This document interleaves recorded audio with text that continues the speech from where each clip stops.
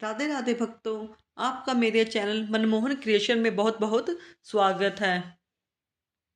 मैं आज आपको पर मंगसर माह में रखे जाने वाले महालक्ष्मी व्रत वीरवार के व्रत के बारे में बताऊंगी।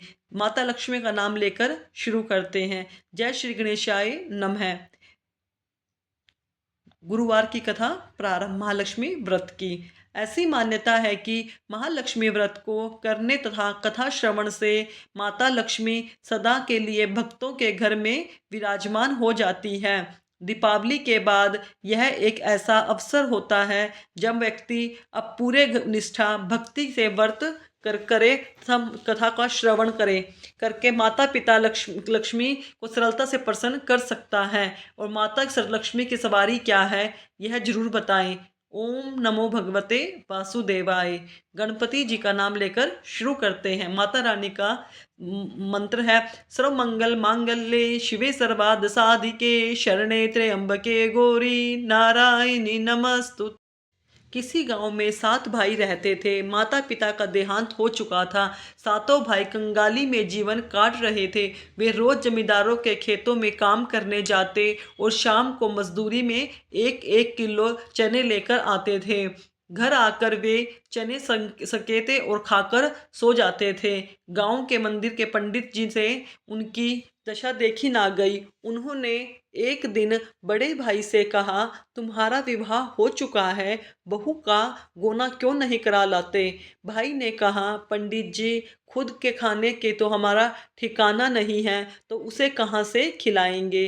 पर पंडित जी ने कहा, बेटा स्त्री के हाथ में पुरुष का भाग्य होता है, क्या पता तो उसके पैर पड़ते ही तुम्हारे भाग्य बदल जाए, तुम्हारे दिन फिर जाए। पंडित जी की बात पर सातों भाइयों ने विचार विमर्श किया और दूसरे दिन बड़ा भाई अपनी पत्नी को लेकर आया। पत्नी को कोठरी में छोड़कर जमींदार के यहाँ काम करने चले गए।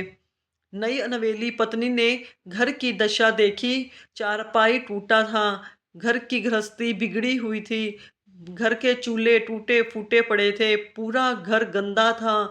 अब क्या था। नई नवेली बहू को घर में देखकर पड़ोसन को दया आ गई।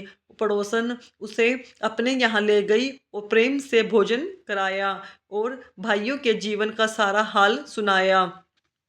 वह माता लक्ष्मी की परम भक्त थी। वह माता लक्ष्मी का नाम लेकर झाड़ू उठाती थी और घर का सारा काम साफ सफाई करती थी और चारपाई को जो टूटा था उसका सही करती थी।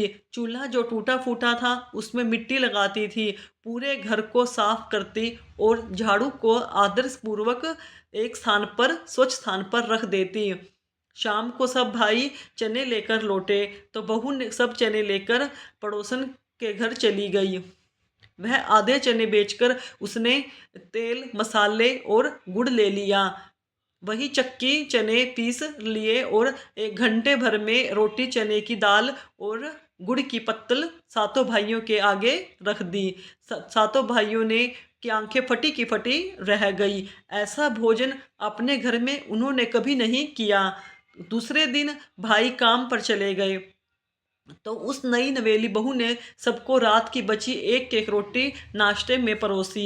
जीवन में वो पहली बार नाश्ता करके घर से निकले। फिर उस बहू ने नहा धोकर मार्गशीर्ष मास में माता लक्ष्मी का पूजन किया और उन्होंने विधि पूर्वक भोग लगाकर अपने घर के सुख समृद्धि के लिए कामना की।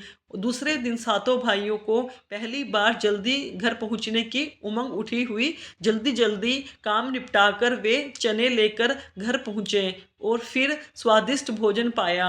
आज बहू ने अनाज रखने के लिए कई कोठे भी बना दिए थे और उस बहू ने सभी भाइयों से कहा कि कि रोज मजदूरी में अनाज बदल बदल कर लाया करो। देखते ही देखते माता लक्ष्मी की कृपा से घर हर तरह से अनाज से भर गया।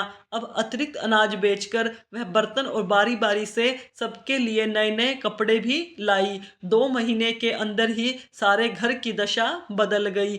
एक दिन वही पंडित जी सड़क से जा रहे थे जिन्होंने उस लड़के को बहू का गोने का सुझाव दिया था।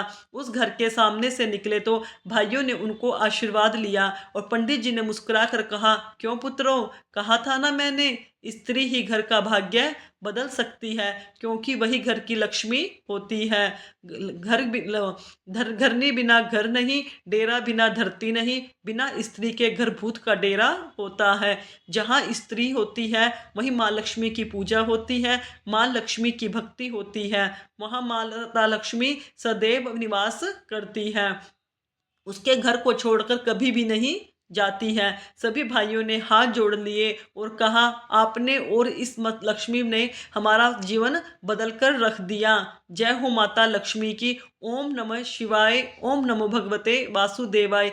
हे माता लक्ष्मी, जिस प्रकार आपने इतनी गुणवान लक्ष्मी रूपा बहू उन सातों भाइयों के घर में दिया, उसी प्रकार सभी के घरों में लक्ष्मी रूपा बहू को देना। ओम नमः